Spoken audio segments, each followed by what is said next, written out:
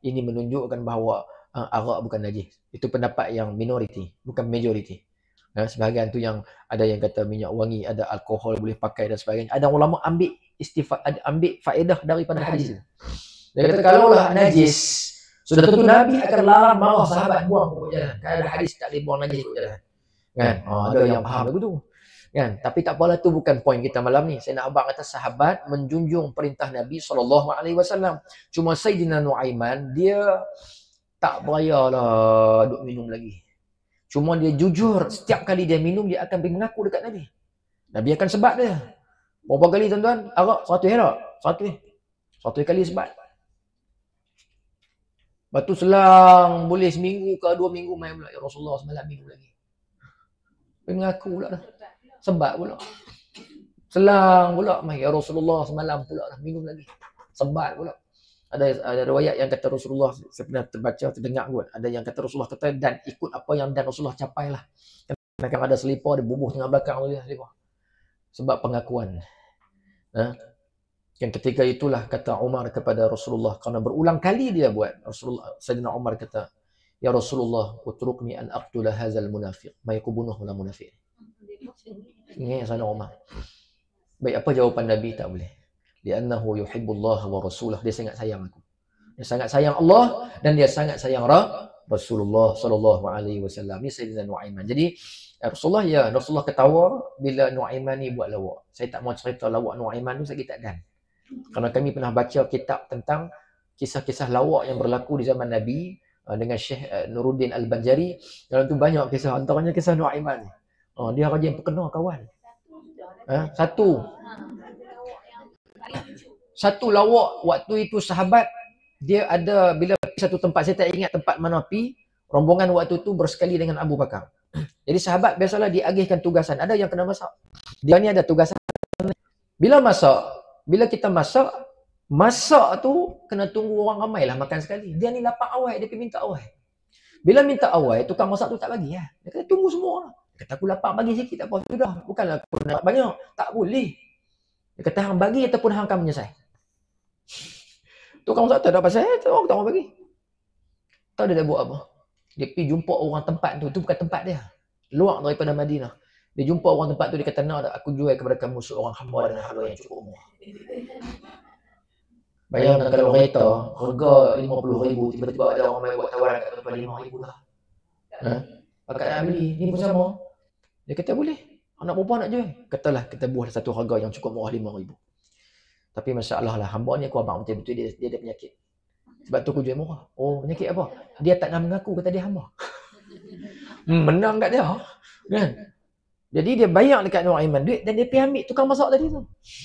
Dia kata heret, dia kata, siapa nak ambil aku? Hang aku dah beli dah. Aku bukan hamba. Memang tuan hamba dah tadi. Lari hamba tu. Tukang masak tu lari daripada orang tu. Dia lihat. Sampai ada riwayat kata orang kejar dia. Orang yang beli dia tu kejar tu pakai tali koboi. Kan? Punya nak tambat. Dan setiap kali kisah itu diceritakan semula sahabat semua pula. Ada juga jenis kaki macam tu. Ni Sayyidina Nuaiman. Satu kisah lagi dia geram dekat siapa ayat tu? Allahumma salli ala Muhammad. Ada seorang tua yang mata tak nampak. Dan dia kemarin tu Nuaiman perkena dia. Bila Nuaiman perkena, dia duduk marah Nuaiman, marah-marah Nuaiman, kan? Kemudian Nuaiman, waktu dia marah Nuaiman lalu. Nuaiman kata duduk marah siapa? Dia tak tahu kata tu Nuaiman yang tanya. Aku marah Nuaiman, dia kata. Aku nak cari dia, aku nak pukul dia. Baik, mai aku tunjuk hang. Dia yang bawa, padahal dia yang Nuaiman. Tuan-tuan tahu tak dia bagi kat siapa? Tak silap saya nak bakar masa dia tu. Pukul saya nak bakar. Jadi ya. Jadi ini kisah ketawa dan bergurau. Jadi Nabi gelak dan Nabi gelak. Tapi dan Nabi bergurau pun Nabi bergurau yang hak sahaja. Kita bergurau bohong satu, yang kedua prank lah macam-macam. Semua itu bukan ajaran Nabi SAW. Pernah Nabi duduk dengan sahabat-sahabat makan buah kurma. Duduk lengkong. Sebelah Nabi ni Sayyidina Ali yang duduk. Jadi Sayyidina Ali makan buah kurma, Rasulullah makan buah kurma. Cuma Sayyidina Ali bila makan biji buah kurma tu saja dia nak melawak dengan Nabi. Dia letak biji kurma tu depan Nabi. Macam kita lah makan sate. Bila sate itu letak depan ku kawan. Jadi kita kata makan banyak lah. Padahal kita makan. Faham tak? Tu nak melawak. Jadi saya nak abang kata Nabi boleh melawak. Jadi Ali pun letak-letak lama-lama berlungguk banyak lah. Terlungguk banyak biji yang mana dimakan oleh Ali diletak depan Nabi. Yang Nabi makan sendiri letak depan Nabi juga. Bercampur antara yang dimakan oleh Rasulullah SAW dengan yang dimakan oleh Ali. Maka akhirnya Ali kata, Rasulullah, banyaknya kamu makan. Rasulullah kata, aku makan, aku tinggal juga biji. Hang makan dengan biji-biji yang telan. Tak ada biji depan.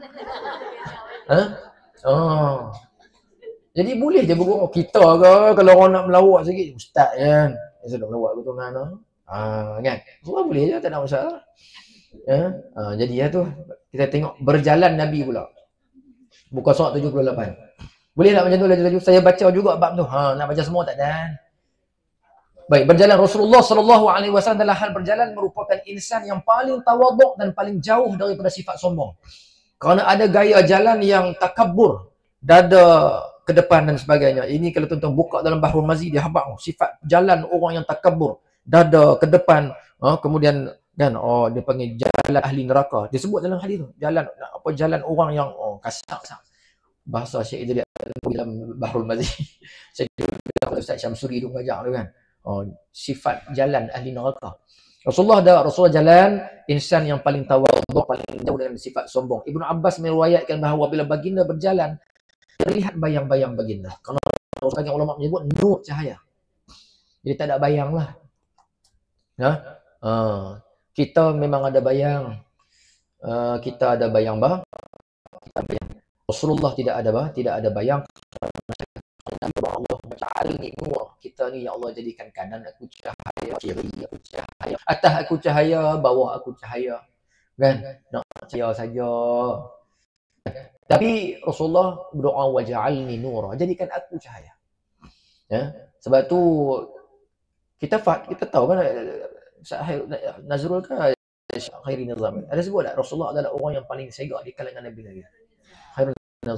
Paling handsome. Tapi kita dengar riwayat Nabi Yusuf alaihissalam, orang jalan, perempuan jalan, dia terpotong jari. Dalam Quran sebut Imra'atun Aziz, Zulaikha tu nama yang diletakkan dalam kitab. Wallahu a'lam lah. Kan? Jadi Zulaikha sengaja semua kena dengar cakap permaisuri. Kan? Potong sayang, dia potong. Lepas tu dia buka pintu. Yusuf masuk, Masya Allah. Dia dekat ni dengan jari-jari sekali. Tak rasa. Tak rasa tuan-tuan. Selepas daripada menghilangnya Yusuf, baru dia sedak darah terpancut daripada jari. Habis Rasulullah tak jadi lagu tu pun. Jadi kita faham Yusuf lagi segak daripada Rasulullah? Tidak. Kata Imam Qurtubi, kecantikan Rasulullah tidak dibuka semuanya. Buka sikit je. Kerana kalau buka, lebih teruk daripada Yusuf. Lebih teruk daripada Yusuf alaihissalam. Jadi segak Nabi handsome. Kena baca syair tu kalau nak tahu segak Nabi ni. Rambut lagu mana, hidung lagu mana. Kan dalam syair dalam hadis sama sebut tekuk Nabi pun dah macam ibarat disalut dengan emas pada dia. Ke perak. Kan? Putih ni sampai ada seorang Arab Badui, dia ada kain dekat baju dekat tubuh Nabi tu. Dia tarik dari belakang, kasar. Merah ni dekat ni. Tarik, bergeser antara kain dengan tarik itu, merah. Seolah putih seolah kan Rasulullah sallallahu alaihi wasallam. Jadi berjalan Nabi yang pertama tak ada bayang. Menurut Ibnu Munir ke 19. Meja aku mana tu? Munir apa Ustaz Amir? Munir Nabi Allah sallallahu alaihi wasallam adalah cahaya. Bila baginda berjalan di bawah cahaya bulan atau matahari, tidak terlihat bayang-bayang baginda kerana kedua-dua sumber cahaya itu tidak dapat menzahirkan bayang-bayang baginda. Masya Allah. Abu Hurairah pula berkata, aku tidak pernah melihat seorang yang lebih indah melebihi Rasulullah. Seolah-olah mentari berada pada wajahnya. Walaupun baginda berjalan dengan penuh wibawa dan kesederhanaan. Baginda berjalan begitu ringan langkahnya, seolah-olah bumi dilipatkan di bawah kaki baginda. Jalan Nabi lah laju. Seperti menuruni bukit, dalam riwayat kata seperti menuruni bukit. kita tak dapat semua tu. Sebab itulah Syekh Khairul Nizam dah sebut kan, seseorang itu dicintai kerana apa? Li Jamal, Kamal, Nawal. Jami sebab segak. Nawal suka memberi kah? Nawal, yang ketiga Kamal, kesempurnaan dia. 3. Ada salah satu pun Allah kita ni rapat dengan dia tu segak lah, suka lah kawan dengan dia. Kan aku tak apa segak bila jalan dengan dia, syok lah sikit. Kan adalah saham sikit. Pasal segak. Dia sukalah belanja aku. Kan tu yang baik dengan dia. Kan boleh jugalah hak tirih-tirih habuan aku. Tahu tirih-tirih tu. Hak mana sikit-sikit boleh juga aku makan menumpang dia. Rapat dengan dia. Kan? Nabi berhimpun itu ketiga-tiga perkara itu berhimpun pada Nabi SAW.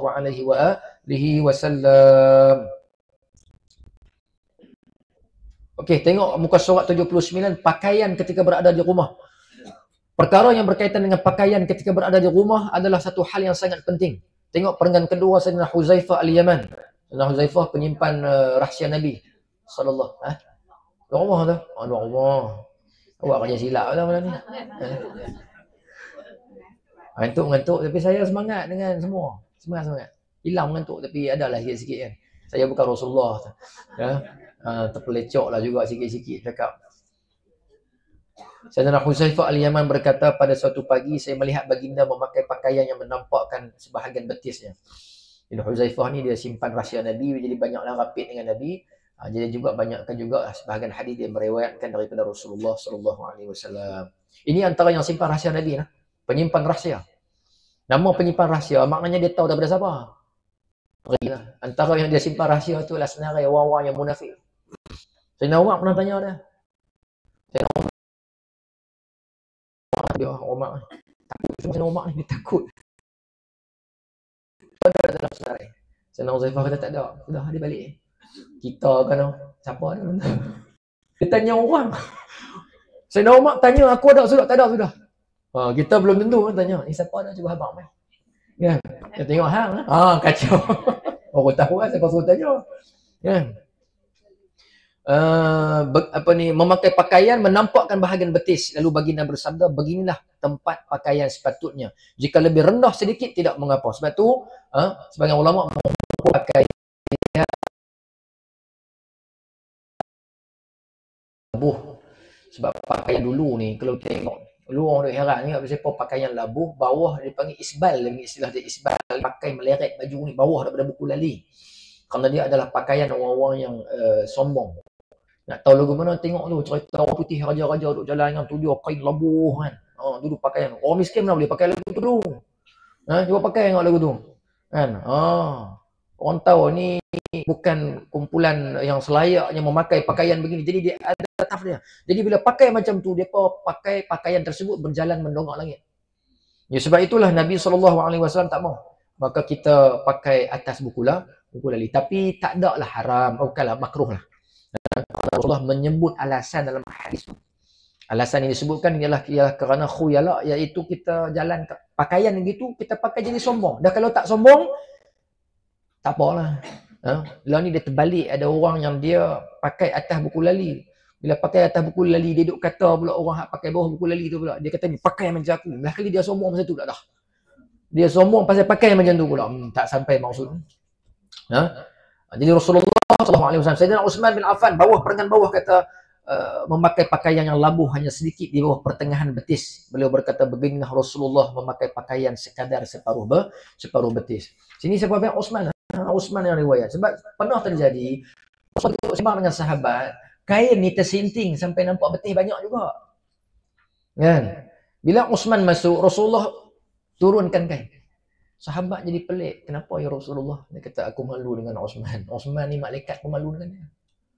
Ya, sebab tu Rasulullah bagi kahwin dengan 2 puteri dia. Anak Rasulullah bagi dekat Uthman. Rasulullah kata kalau ada lagi anak pun aku bagi juga kat dia. Mati yang wafat yang pertama dan kemudian dikahwin pula dengan yang kedua dengan Uthman setelah wafat yang pertama.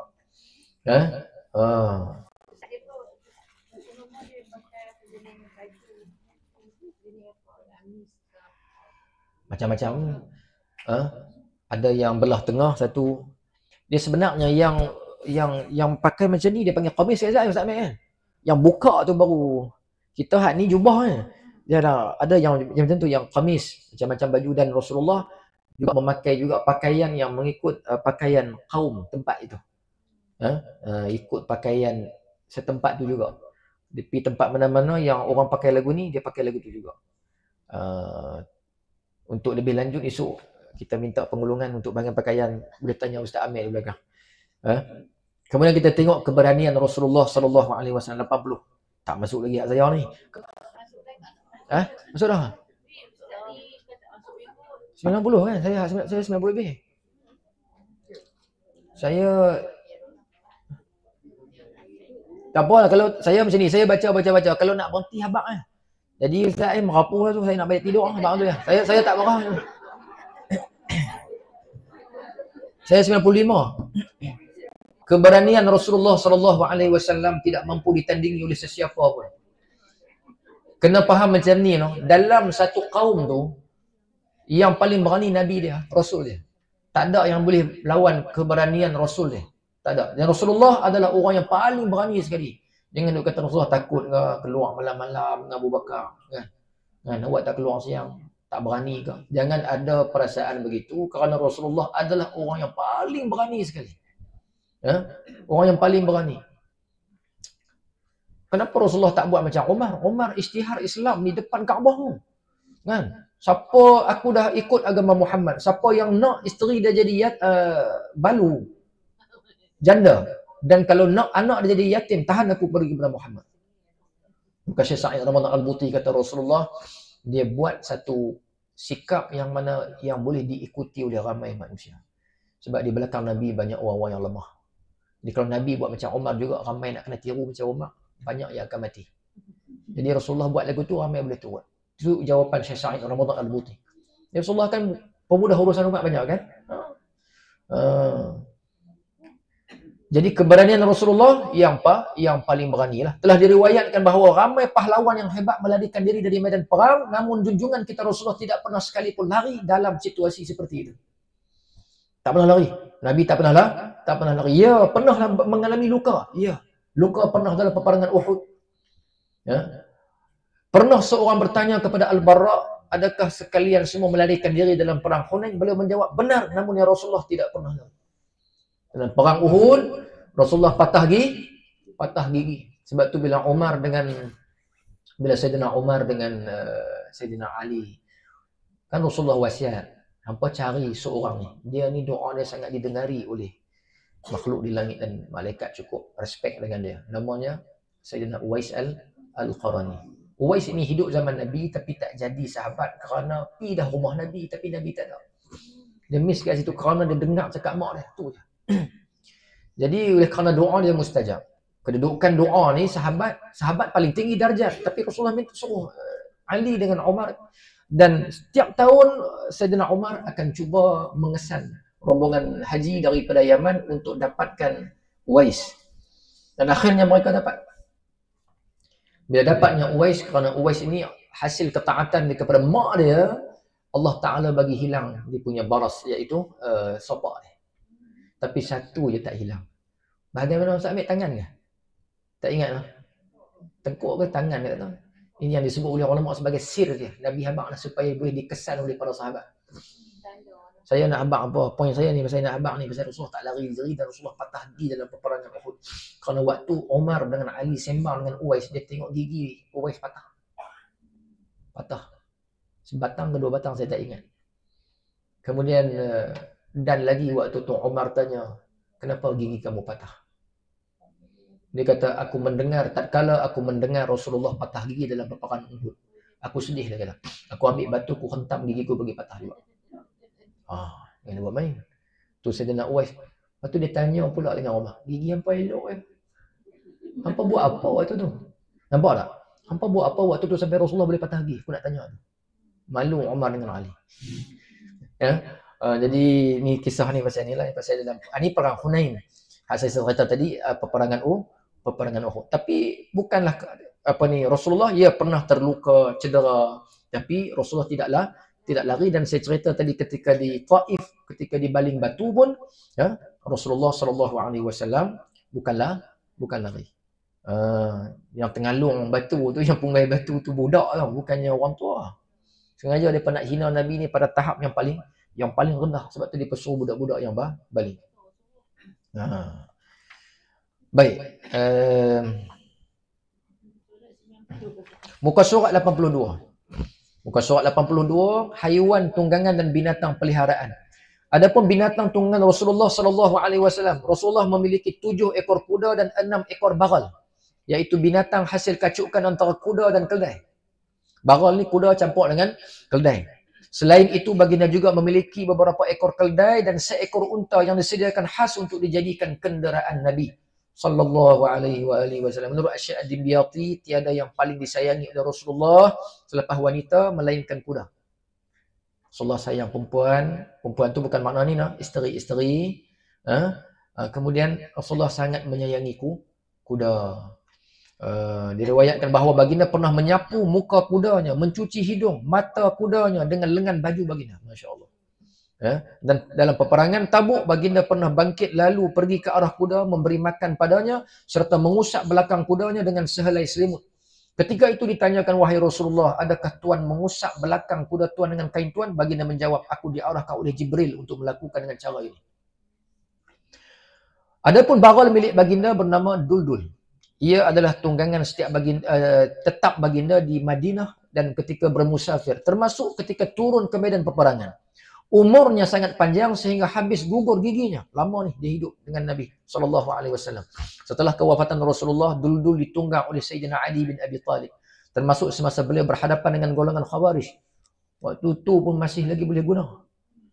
Masya Allah. Berkat Nabi tu. Kemudian Duldul diwarisi oleh Al-Hasan bin Ali, cucu radhiyallahu anhuma. Kemudian pula Al-Husain saudaranya, dan kemudian kewafatan Al-Husain ia menjadi tunggangan Muhammad bin Al-Hanafiyah, anak Sayyidina Ali daripada isteri yang mana bukan Fatimah Az-Zahra. Ya. Ada. Bukan selepas tu. Selepas. Ya. Dinyatakan oleh Syekhul Islam Abu Amr bin As-Salah bahawa Duldul adalah bagal betina. Adapun persoalan adakah Rasulullah pernah memiliki lembu, maka jawabnya tidak ada riwayat menyatakan demikian. Namun tidaklah bercanggah dengan hakikat bahawa baginda pernah berkorban bagi pihak isteri-isterinya dengan menggunakan lembu dan kambing. Rasulullah berkorban ni je dekat kita sekali. Kan? Kita tiap-tiap tahun kambing pertama aku ni untuk Muhammad dan ahli keluarga Muhammad, yang ni untuk umat Muhammad. Rasulullah ingat kita semua. Tiap-tiap tahun sembelih kat kita. Sebab tu ada juga amalan sebahagian dia buat korban, dia hadiah dekat Nabi SAW. Sebab dia teringat Nabi akan jadi sembelih kat dia dulu. Kan? Dan semua pada penghujung usia Nabi, Zulhijjah yang terakhir, Rasulullah sembelih 100.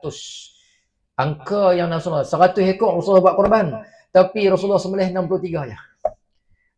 Sampai ke binatang yang ke-63, Nabi tukar pisau itu diberikan kepada Ali. Jadi 63 saja Rasulullah sembelih. Habislah cukup umur. 63 tahun depan, itulah Zulhijjah yang terakhir. Sahabat tak dapat signal langsung. 63 apa? Rasulullah mana ada dia buat satu benda yang sia-sia kan? Jadi selepas wafat barulah tahu kenapa Rasulullah berhenti pada angka 63, dan sebagian ulama merumuskan bahawa Rasulullah nak supaya kehidupan ni tiap-tiap tahun, setahun, 2 tahun, 3 tahun semua ada korban. So nak qada baik semua. Menjadikan ibadah korban ini lebih afdal daripada sedekah sunat. Baik. Kenderaan baginda yang luar biasa, burak. Kita ringkaslah ni burak. Burak bukan burak oil, hak tu masuk dalam kampung minyak habis buah habis kan.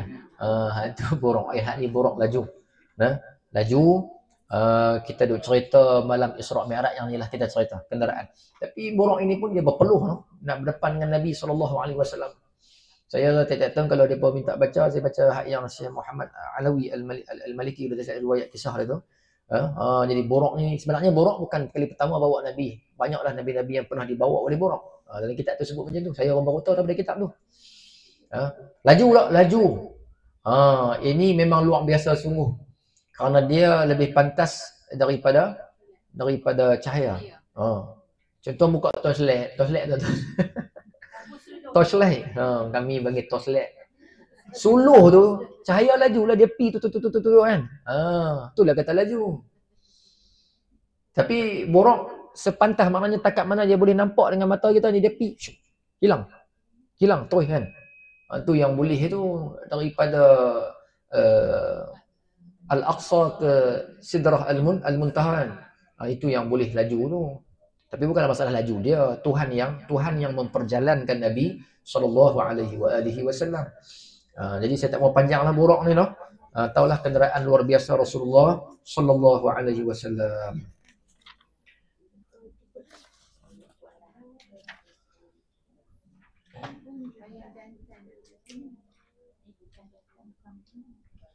Cuba tengok muka surat 86, melihat Allah Ta'ala dalam peristiwa Mi'raj. Perkara ini merupakan isu yang menjadi perselisihan antara dua pandangan. Ada golongan yang menetapkan bahawa Nabi SAW melihat Allah dan ada yang menafikannya. Ada golongan yang, antara golongan yang menafikan pandangan ini ialah Sayyidatina Aisyah yang menyatakan bahawa junjungan kita tidak pernah melihat Tuhan. Pandangan ini turut dipegang oleh Al-Junaid Al-Baghdadi dan Imam Al-Ghazali dalam kitab Ihya Ulumuddin. Ini kita masuk bab khilaf noh. Tak apalah, ada yang nak pegang pernah tengok, ada yang pegang nak suruh tak pernah tengok. Dua-dua betul belakang lah. Manakala golongan kedua menetapkan bahawa Nabi Muhammad memang melihat Allah Ta'ala. Inilah mazhab yang masyhur dan dipegang kuat oleh ramai ulama. Ia adalah mazhab Abdullah bin Mas'ud, Abu Hurairah dan kebanyakan para sahabat. Ibnu Abbas pernah berkata, sesungguhnya Rasulullah, muka surat 87 sesungguhnya Rasulullah sekalian alam telah melihat Tuhannya berulang kali ketika permulaan disyariatkan solat 5 waktu.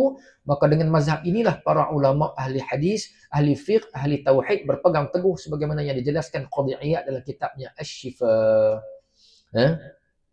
Ada dua pandangan, saya ringkaskan. Ada yang kata Nabi pernah melihat Tuhan, ada yang kata tak pernah. Kalau tengok pun tak pelik kerana Allah wujud. Jadi benda wujud boleh ke? Boleh je nak tengok. Tak pasal duk faham lah tengok ada arah tak ada arah kan. Benar-benar boleh tengok, bukan mesti ada arah kan. Tuan-tuan duk tidur mimpi malam-malam nampak tak? Nampak ya, nampak macam-macam kan. Kedua ada arah pun nampak kan. Tuhan nak menampak kan, faham kena buka mata baru nampak. Ni pejam mata pun boleh nampak. Tuhan boleh buat je nak nampak lagu mana tu. Lagi dua nampak Tuhan duk belah mana, timur, barat, utara, selatan nampak. Lagi kata Tuhan ada arah pula. Dan kita kata Tuhan ada arah, kita memang tak ada arah. Faham tak? Baik. Muka surat 88, ibadah baginda Nabi SAW. Ibadah Rasulullah SAW terbahagi kepada dua peringkat. Peringkat pertama, sebelum baginda dilantik menjadi Rasul. Para ulama berselisih pandangan dalam hal ini. Ada yang berpendapat bahawa ibadah baginda ketika itu berdasarkan petunjuk ilahi yang tidak dikaitkan dengan syariat-syariat terdahulu kerana baginda bukan daripada umat mana-mana Rasul. Ada pula yang berpendapat baginda beribadah menurut syariat Nabi Ibrahim. Ada yang kata macam tu. Saya dengar daripada Syekh Ali Jumaah kata, Rasulullah semayang awal lagi sebelum daripada syariat dia semayang pada kita lagi. Cuma semayang waktu tu dua. Ada lagi tak orang yang semayang awal dengan Rasulullah? Ada Khadijah dengan Sayyidina Ali. Hebat orang perempuan ni. Semayang awal. Semayang yang 5 waktu tu tak syariat lagi. Kemudian Rasulullah semayang waktu itu rakaatnya 2. Dan riwayat waktu tu ikut Rasulullah mengikut dengan Khadijah kalau tak silap dengan Ali. Dan ketika itu ditanya kepada Abu Talib oleh seorang apa yang dilakukan oleh mereka tu siapa dan apa yang mereka tengah buat. Maka jawab Abu Talib, itu adalah ibnu ammi, itu adalah anak saudara aku dan dia buat itu adalah perbuatan dengan sekali dengan Khadijah dengan Ali solat. Jadi waktu itu belum lagi ada 2, 4, 4, 3, 4. Jadi Rasulullah semayang awal lagi. Cuba tengok muka surat sebelah. Imam Al-Haramain Al-Ghazali dan Syekh Saifuddin Al-Amidi mazhab ulama Syafi'i mengambil pendirian tawakuf, berdiam diri dalam masalah ini. Al-Kamal Ibn Hummam Al-Hanafi menyebutkan bahawa Rasulullah SAW beribadah berdasarkan wahyu dan syariat tertentu yang telah ditetapkan pada waktu itu. Maka pendapat ulama yang pertama itulah yang menjadi pegangan ulama di dalam kalangan para pengkaji muhaqqiqin. Pendapat kedua ialah selepas baginda dilantik menjadi Rasul. Pendapat kedua kata lepas dilantik jadi Rasul baru Nabi mula ibadah. Sebelum tu tak. Ada dua pandangan. Baguslah bab dua pandangan. Senang tak jawab lagi. Saya nak terus kepada muka surat 92, ibadah puasa Nabi SAW. Saya janji tajuk saya baca dan saya baca juga. nak semua satu-satu. Yang tu kena mengaji betul lah noh. Bukan 3 hari lah tu. 30 hari tu. Baik, ibadah puasa baginda merupakan pedoman terulung bagi manusia dan jin. Ummu Salamah berkata, aku tidak pernah melihat Rasulullah berpuasa 2 bulan berturut-turut kecuali pada bulan Sya'ban dan Ramadan. Sayyidatina Aisyah pula kata Rasulullah pernah berpuasa sehingga kami menyangka baginda tidak akan berbuka, dan pernah juga baginda tidak berpuasa sehingga kami menyangka baginda tidak akan berpuasa. Dua-dua ada keadaan itu. Namun baginda tidak pernah berpuasa sebulan penuh sejak kedatangan kami ke Madinah melainkan bulan Ramadan. Jadi cerita puasa Nabi ni pun banyak. Lagu ni pun Nabi pernah puasa, lagu ni pun pernah. Jadi banyak. Kita nak tiru lagu mana? Rasulullah buat banyak tu, abang kita tiru lah tu. Hak lekeh sikit ambil yang ni. Hak lekeh yang okey sikit ambil yang ni. Ada riwayat sahabat Ibnu Abbas kalau tak silap kan. Kan nak puasa banyak sangat. Rasulullah kata puasa Senin Khamis lah. Nak banyak lagi. Bila dah makin tua, dia nak yang banyak juga. Bila nak yang banyak juga, bila makin tua, puasa tu jadi berat bagi dia. Tapi sahabat ni istiqamah. Dia sayang kerana dia dah seolah-olah berjanji dengan Nabi nak puasa sejumlah tiap hari kalau tak silap kan. Tolak hari haram saja ke sehari selang sehari dah tak silap. Sehari selang sehari. Kalau Allah kata Allah puasa Isnin Khamis 2 hari macam tu sudahlah. Ya. Dan akhirnya pada hujung-hujung usia dia tetap juga puasa macam tu kerana dia seolah-olah dah bercakap nak pegang benda tu dengan Nabi. Dan dia kata rugi aku tak terima rukhsah Nabi dulu dia. Kalau aku pegang Nabi kata tu ringan sikit, aku dah tua-tua ni. Ya, no. Sahabat macam tu. Sebab tu tuntutan untuk sahabat ni ada yang berbeza dengan kita lah. Antaranya hukum jihad bagi sahabat fardu ain. Kita fardu kifayah. Sebab itulah Abu Ayyub Al-Ansari umur 100 lebih masuk buka awal Konstantinopel. Waktu zaman Yazid yang tak silap saya dia pergi waktu tu umur 100 lebih lah. Saya heran untuk Arab pergi buat apa. Rupanya saya dapat jawapan tu daripada Syekh Yusri Jabir. Syekh Asrul Nizam pun sebut kan. Syekh Nazrul pun sebut. Dia kerana kata Syekh Yusri Jabir, hukum berjihad bagi seorang sahabat adalah fardu ain selagi 2 benda boleh buat. Yang pertama boleh hayun pedang, yang kedua boleh naik kuda. Sebab tu dia pergi umur 100 lebih lah. Dan ketika mana dia dah tak larat waktu itu, dia kata kepada semua tentera yang masih berbaki dengan dia kata lepaskan aku di atas kuda ini. Aku akan lepaskan kuda aku ini ke arah musuh. Waktu tu dia tak larat nak pegang sangatlah kuda tu. Duduk pegang je lah kan. Bagi lekat di kuda sahaja. Dia kata yang mana aku dan jumpa aku tikam je. Dan kemudian kalau aku mati, kuburkan aku di aswar Konstantiniyah. Di dinding tepi-tepi ni. Supaya suatu masa kalaulah kita gagal buka, aku ingin mendengar derapan tapak kaki kuda yang berjaya masuk nanti. Sebab tu kalau pergi Turki, ada tak makam Abu Ayyub? Ada Abu Ayyub Al-Ansari. Kenal tak sahabat mana Abu Ayyub ni? Kan? Yang Rasulullah tidur rumah dia waktu Madinah kan? Itu ya? Dia Abu Ayyub Al-Ansari.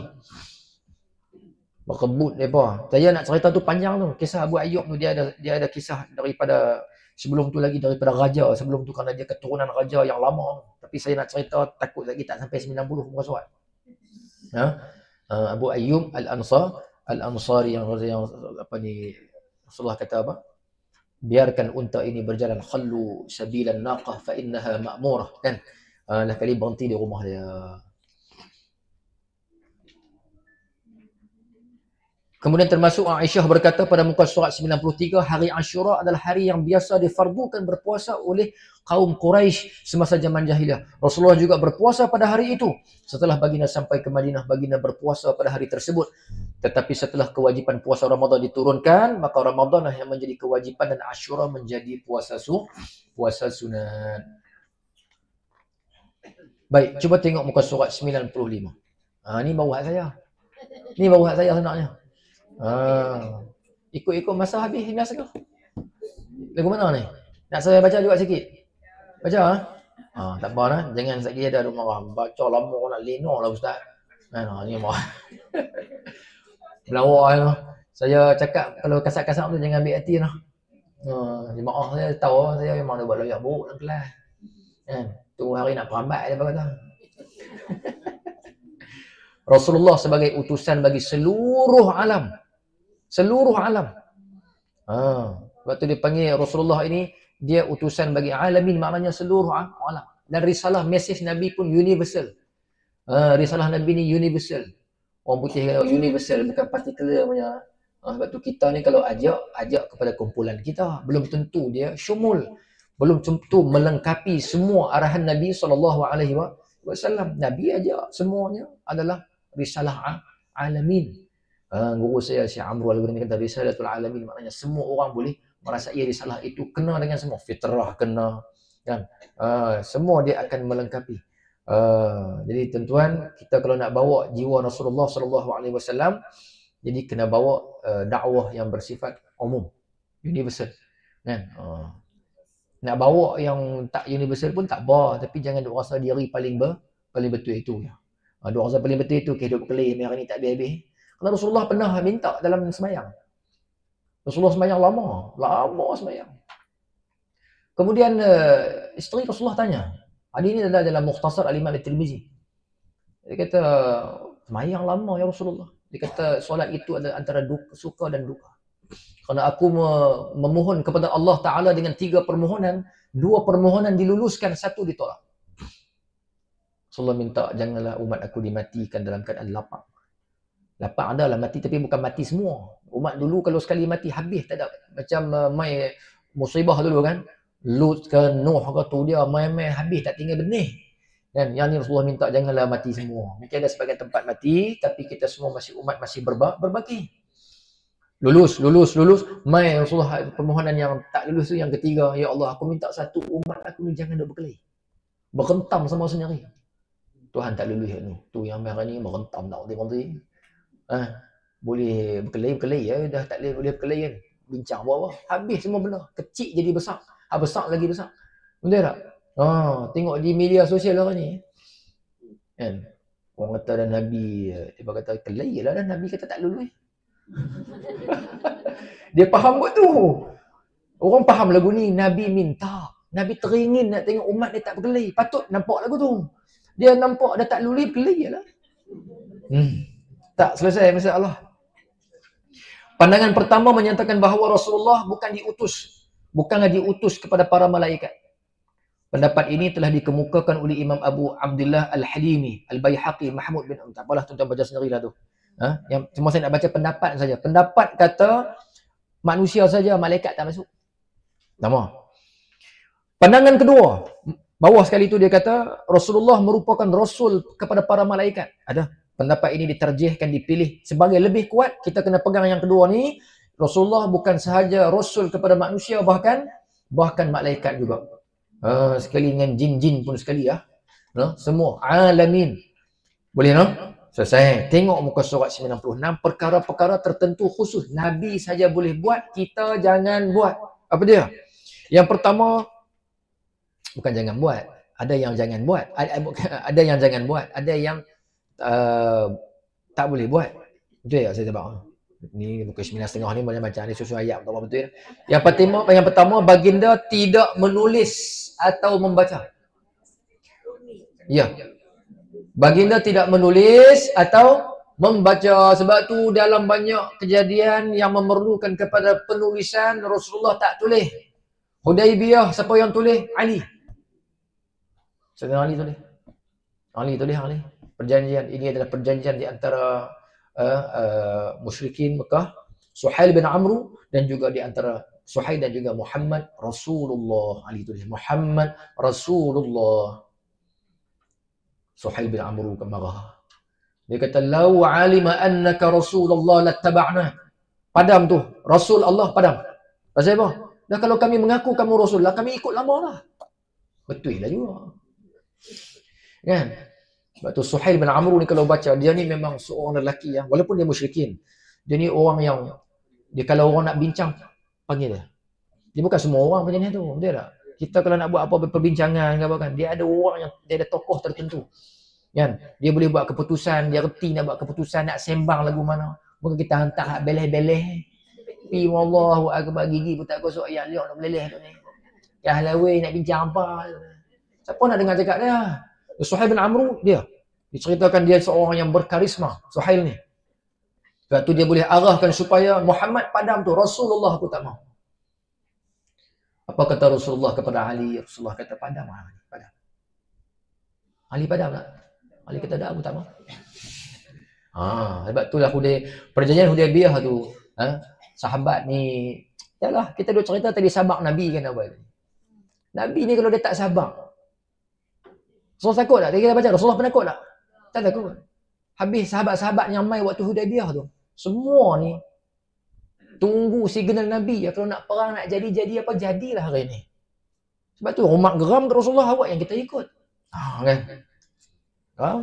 Rasulullah kata, Rasulullah tak marah Sayyidina Ali. Rasulullah kata, tak apalah kalau orang tak mau padam, tunjuk kat aku tak mana aku padam. Allah kata, tak mana kau tunjuk aku. Ni abang ni yang pasal kita apa, Rasulullah tidak menulis atau membaca.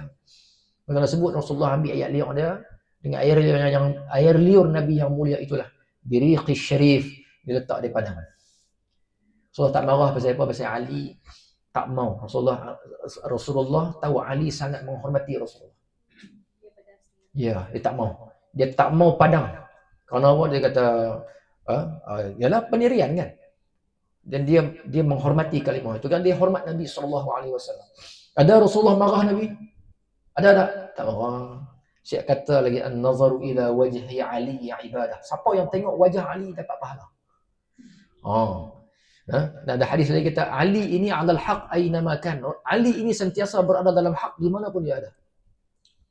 Baik. Yang kedua, baginda tidak bersyair. Ada ni riwayat saya ambil daripada Syekh Ali Jumaah, dia kata memang Rasulullah pernah susun tapi lari, dia punya rima tu lari. Sahabat kata bukan macam tu ya Rasulullah, dia macam ni, kena susun macam ni. Rasulullah kata lebih kurang jadi Rasulullah tak pandai. Tapi yang ni bukan kehinaan bagi Nabi lah, ini kelebihan. Yang ketiga, sebahagian ulama menyatakan bahawa haram bagi baginda menerima zakat dan sedekah sunat. Menurut satu pendapat dalam mazhab Syafi'i, ini pernah dibuktikan bila Sayyidina Salman Al-Farisi dalam perang Khandaq, dia cuba test. Kerana Salman ni dia duk pindah dari agama ke agama banyak. Jadi bila dia masuk saja Islam, dia nak cari alamat yang ada pada Nabi tu. Lepas tu waktu perang Khandaq, waktu Rasulullah gari parit, dia selalu duk ada di belakang Nabi. Nak tengok apa? Nak tengok khatamun nubuwah yang belakang Nabi. Ada di belakang. Besar tulang puyuh kan dalam Syama'il sebut kan. Jadi dia duk cari, duk tengok. Nak minta segan, duk tengok kokok Rasulullah. Rasulullah tahu dia nak tengok, Rasulullah tarik. Tengok. Ya. Dia kata dapat dah satu. Dapat dah satu tanda. Yang kedua, dia pergi bagi satu benda dekat Nabi. Allah kata ni hadiah ke sedekah? Kalau sedekah aku tak boleh terima. Betul lah. Aku baca dalam kitab yang kitab ni lah. Sama ada kitab ahli kitab kan banyak sebut tentang ciri-ciri Rasulullah SAW banyak. Saya nak abang kata kitab-kitab lama ni cerita tentang Nabi ni detail. Detail semua. Punya detail sampai satu kisah yang saya baca dalam tafsir menceritakan bagaimana seorang lelaki yang kehilangan unta. Dia lari-lari, dia cari dan akhirnya dia jumpa unta tu di dalam sebuah istana yang cukup hebat.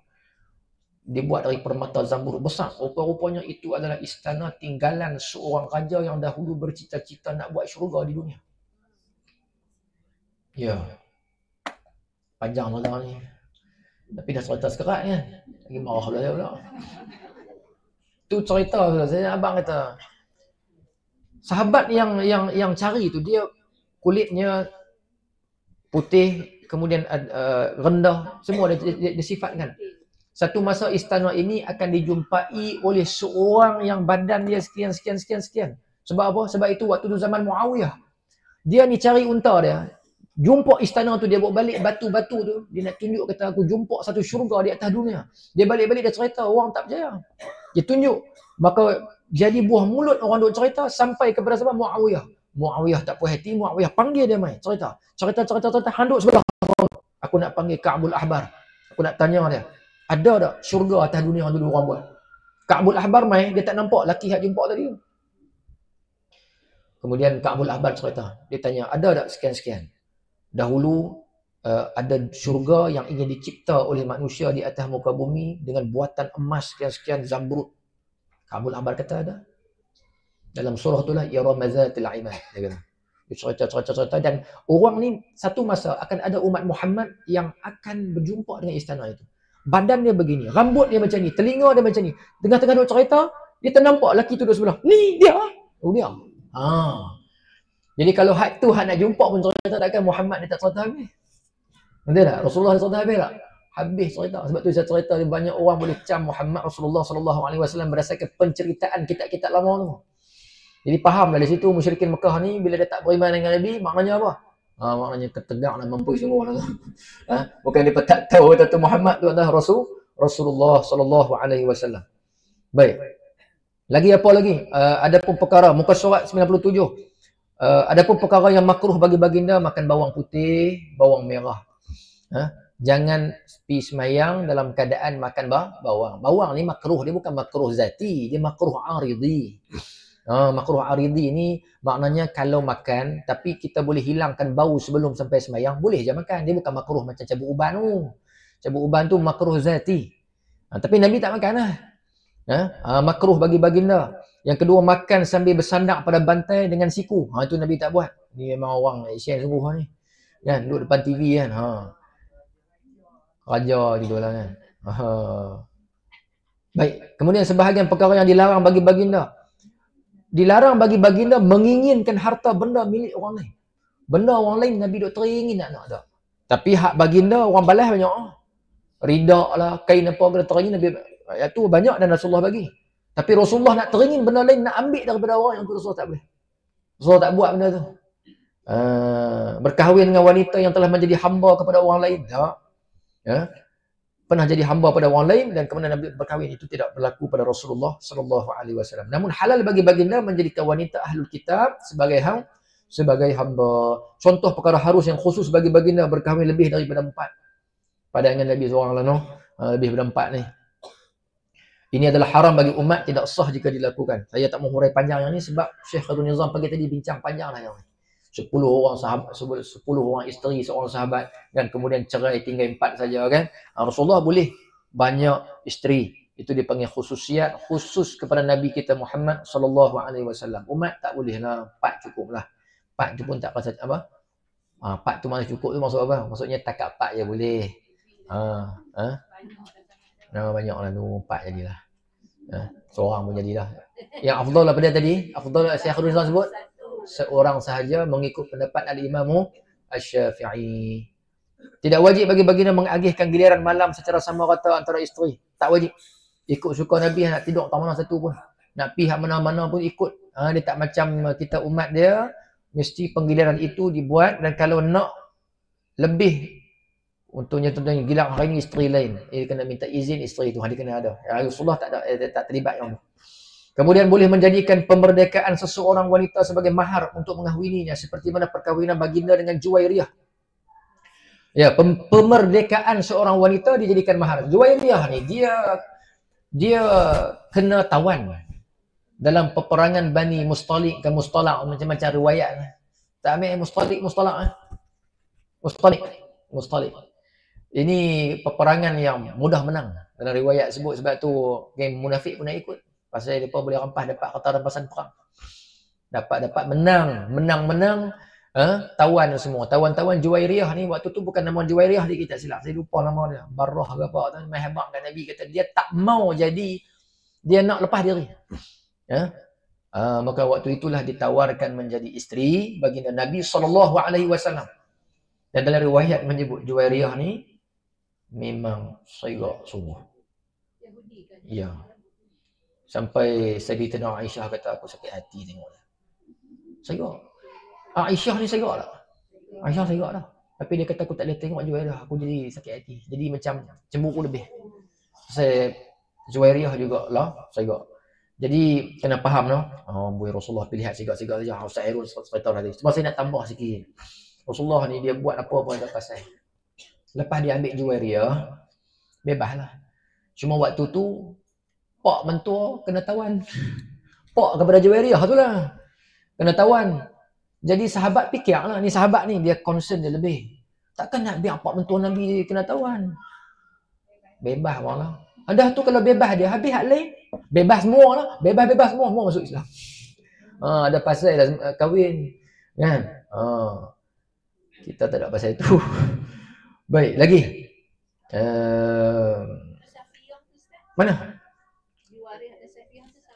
Ya Safiyah, saya tu tanya Ustaz Amir esok, saya berlupa lah kisah Safiyah. Juwairiyah, saya ingat kisah, nak saya baca kisah perang Bani Mustalik ni. Esok juga pengarang sambung. Haram bagi sesiapa sahaja menghuni isteri-isteri Rasulullah selepas kewafatan baginda. Imam Baijuri kata sebab apa haram? Kerana Nabi tak mati. Sebab tu haram. Imam Baijuri nampak buat tu. Dalam Imam Baijuri kata diharamkan ummahatil mukminin berkahwin dengan mana-mana lelaki selepas wafat Nabi. Kerana apa? Kerana Nabi tak mati. Tak mati duduk bini lagi. Itu satu pandangan. Yang kedua ambil pandangan Syekh Hairul Nizam tadi. Sebab apa? Dah kalau menikah dengan orang lain, tak bahagialah suami tu. Awak tak macam dulu. Awak tak macam dulu. Memang takkan sama lah. Akan menyakitkan hati suami dan akan menyebabkan isteri itu sendiri tak puas hati. Lah ni diharamkan terus. Senang, tak payah fikir. Boleh faham tak? Selesai. Perkara yang harus bagi Rasulullah menyambung puasa tanpa berbuka antara 2 hari. Memilih dan mengambil mana-mana hamba tawanan perempuan walaupun belum melakukan agihan. Boleh ambil dulu. Boleh ambil dulu. Selalunya kena ni dulu kan, buat pembahagian dulu. Okay, barulah kita ni dia boleh ambil dulu. Mana ambil hatu kat aku. Boleh je nak ambil. Kemudian harus bagi baginda memerintahkan supaya berperang di dalam tanah haram. Ini pernah dibunuh seorang. Wa anta hillun bihadzal balad. La uqsimu bihadzal balad wa anta hillun bihadzal balad. Ayat tu kan. Ayat tu dia bersumpah dengan Mekah. Bila sumpah di situ dengan kemuliaan Mekah, maknanya di Mekah ni tak boleh buat benda-benda yang diharamkan, antaranya tumpah darah. Sebab itu ada seorang ni, dia duduk di Madinah. Kemudian bila duduk di Madinah, dia murtad. Bila dia murtad, dia lari mai ke Mekah. Dia duduk di Mekah, dia bukan setakat murtad, dia bahkan buat lagu syair mencerca Rasulullah dan juga Islam. Bila berlaku pembukaan Mekah, Rasulullah masuk dan dia ni bergantung di kelambu Kaabah kalau tak silap. Duduk di Kaabah. Pasal apa? Dia tahu kata hari ni Rasulullah takkan bunuh dia kerana ini tanah haram. Dia tak tahu kata Rasulullah dapat lesen. Lesen apa? Tu ayat kedua tadi. Wa anta, yakni Rasulullah, wa anta hillun. Kamu boleh. Maka Rasulullah kata, bunuh dia. Bunuh. Jadi Rasulullah boleh mengarahkan bunuh di tanah haram. Sedangkan di tanah haram tak boleh bunuh. Tak boleh bunuh. Bahkan di bulan haram sendiri kan orang Arab sendiri jaga benda tu. Mereka kalau jumpa pembunuh bapak mereka, duk cari lama dah siapa bunuh bapak aku. Tiba-tiba jumpa dalam bulan haram. Tunggu saat nanti. Lah tak apa. Dia pegang tanah haram lagi lah. Jadi tak boleh buat pembunuhan di tanah haram. Kerana dia yang pertama tanah haram, duk bunuh pula panjang cerita lah. Ini orang Kedah kata jadi haram jadah. Saya sebut haram jadah ni dia bukan maki lah. Saya ambil riwayat orang lama-lama dia, orang dulu tak pandai cakap Arab. Jadi dia naik teksi je lah. Naik dari tanah haram nak pergi Jeddah. Jadi kita nak cakap dia kata haram Jeddah. Haram minal haram ila Jeddah. So rasa riwayat tu boleh pakai lah rasanya. Walaupun sanad tak ubah kuat lah. Hak lain baca sendiri lah. Kemudian kita tengok semua Nabi adalah maksum, terpelihara daripada dosa. Saya berpegang dengan pendapat kata Nabi tak pernah buat salah sekali pun. Ini yang guru saya sebut begitu. Dia kata Nabi pernah dulu waktu tu dia ambil anak angkat dan Allah Ta'ala tegur Nabi dalam Quran. Ambil Zaid bin Harisah tu ya. Saya takut lupa Zaid bin Harisah. Dia bertabanni. Dia nak buh Zaid bin Muhammad. Tabanni. Jadi orang kata tu, tengok Allah Ta'ala tegur dalam Quran. Tak bagi Nabi buat. Maknanya apa yang Nabi buat salah? Tak betul. Salah ni benda tu memang tak boleh. Cerita dia memang boleh. Cuma waktu Nabi nak buat, Tuhan nak stop dah benda tu. Boleh faham tak tu? Benda tu memang boleh. Cuma hari kejadian nak stop dah. Tuhan tak mau dah. Jadi Nabi tak buat silap. Cuma Allah Ta'ala nak menghentikan perbuatan ini. Ada lagi 4-5 perkara termasuk antum a'lamu bi umuri dunyakum dan sebagainya itu. Saya dapat huraian semua daripada Dr. Ali Jumaah. Dalam hadis itu menyebut bahawa kata Syekh Ali bukan Rasulullah yang silap. Walaupun waktu itu tamar tak jadi. Kerana mereka yang silap faham dengan bahasa Nabi SAW. Ada huraiannya, cuma saya tak ingat jelas lah. Ada 4-5 perkara dan saya himpun termasuk daripada Syekh Mutawalli Asy'arawi dan sebagainya. Maka saya buat kesimpulan, saya berpegang dengan pendapat Dr. Ali Jumaah kata Rasulullah tak pernah silap. Rasulullah tak pernah silap. Kerana Rasul dipandu oleh wahyu. Lupa ada. Tapi lupa itu dijadikan punca pensyariatan. Sebagaimana Rasulullah pernah terlupa sembahyang Zuhur 2 rakaat. Sebab tu kita boleh ambil banyak faedah daripada lupa Nabi tadi, kerana antaranya ialah macam mazhab Syafi'i kan, siapa yang bercakap dalam sembahyang 6 perkataan kan, tak lebih dari 6 perkataan tak batal, kerana zu'al yadain ketika itu, ketika Rasulullah ditanya sembahyang ni dipendekkan ke apa ni hadisnya, aqusiratis salah am nasita ghayra, tak apa, saya tak ambil dah, tak apa, salah tak apa, dia tengok dia sama ada dia kata macam ni ataupun dia tunjuk penombok salah, saya tak ada betul tu. Jadi kita lupa sembahyang nak buat apa, maka di situ kelupaan Nabi dijadikan ada sebab. Jadi kita lupa, kita tak ada pasal, ada macam-macam macam saya lupa tadi lah. Lagi tak ada apa lah. Dalil menunjukkan kemaksuman para Nabi ialah keadaan Rasulullah sendiri sebelum baginda diangkat menjadi Rasul, di mana baginda mengikut ajaran yang sebenar. Contohnya baginda berwukuf di Arafah sebagaimana dilakukan Nabi Ibrahim, sedangkan kaum Quraisy ketika itu berwukuf di Muzdalifah. Semua Rasulullah buat berdasarkan wahyu lah, di mana baginda mengikut ajaran yang sebenar. Cuba tengok perenggan yang last, dia kata selaras dengan perbezaan yang dapat dilihat dalam sirah antara Rasulullah dan masyarakat Quraisy serta bangsa Arab ketika itu. Allah Ta'ala kata wa wajadaka dhallan fahada, dan dia mendapati engkau sesat lalu dia memberi petunjuk. Ini huraian ni, kalau saya nak cerita sesat, makna sesat ni panjang lah. Saya panjang lah. Sesat ni bukanlah makna sesat barat ataupun ni, bukan. Nak ambil huraian Syekh Ibrahim Abdul Ba'is, tapi saya ingat takut kita nak cepat lah. Cuba tengok 102. Terpelihara Rasulullah daripada cubaan membunuh. Sesungguhnya junjungan besar kita Nabi Muhammad telah dipelihara oleh Allah daripada segala bentuk cubaan, pembunuhan, tipu daya, ancaman bahaya yang pernah dirancang atau diusahakan oleh manusia. Ini kerana baginda ialah kekasih Allah. Sebab itu Hatib bin Abi Balta'ah waktu dia pecahkan rahsia Nabi, Jibril mahbab. Kerana Rasulullah memang nak buat serangan ke Mekah. Ketika itu musyrikin Mekah dah khianat dengan perjanjian. Pernah dengar kisah Hatib bin Abi Balta'ah? Dia ada adik-beradik duduk di Mekah. Rasulullah kata nak serang Mekah. Faham tak? Bila nak serang Mekah, dia takut nanti Rasulullah serang, habis dengan adik-beradik dia pun kena. Jadi dia tulis surat. Muhammad akan serang. Tapi dia nak bagi sendiri tak boleh. Dia bagi dekat seorang perempuan tu kebetulan nak pergi Mekah. Ada bayaran yang dia bagi. Beserta dengan kain. Perempuan tu letak di mana? Dalam sanggui rambut. Tu pernah dengar. Dalam sanggui rambut. Sanggui rambut lah tu. Takkan bulu kaki pula. Baik. Jadi sempat Rasulullah dapat tahu. Jadi kalaulah benda tu sampai di Mekah, Rasulullah buat perancangan tak jadi, benda tu takkan jadi pada Rasulullah. Tak jauh lagi pun, kilo tak.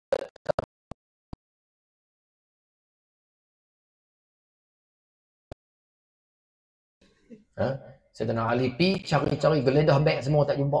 Surat tu tak jumpa. Dan akhirnya Ali kata, dalam riwayat ada sebahagian menyebut Ali kata, mana surat tu? Dia kata tak ada, orang tu kata.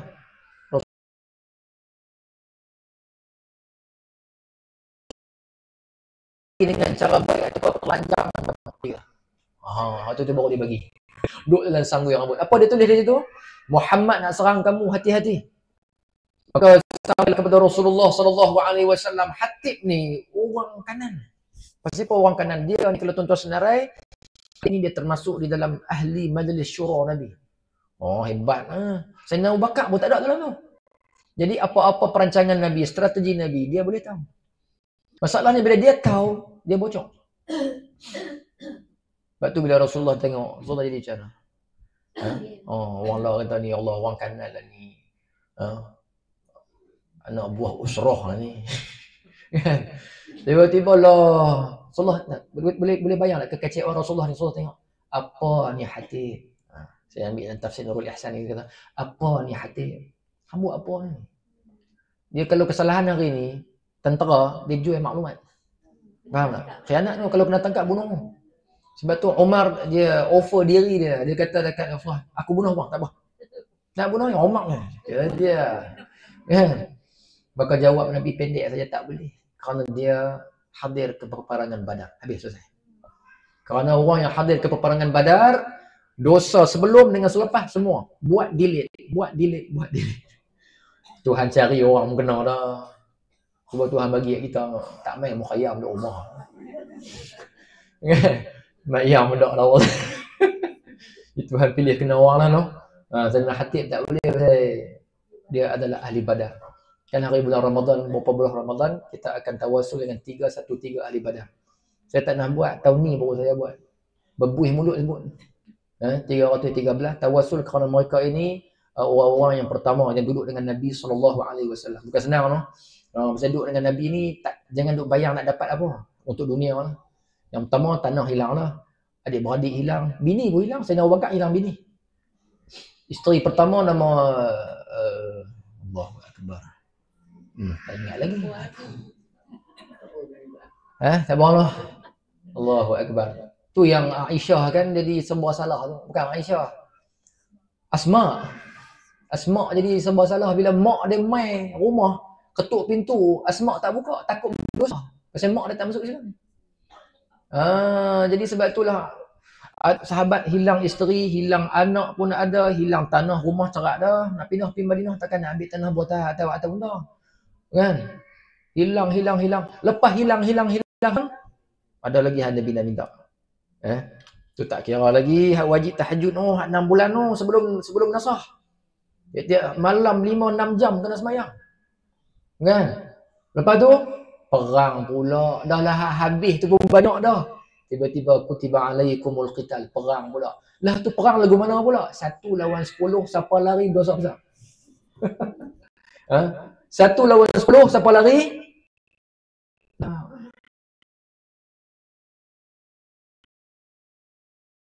Riwayat kata 5,000 kot tak silap.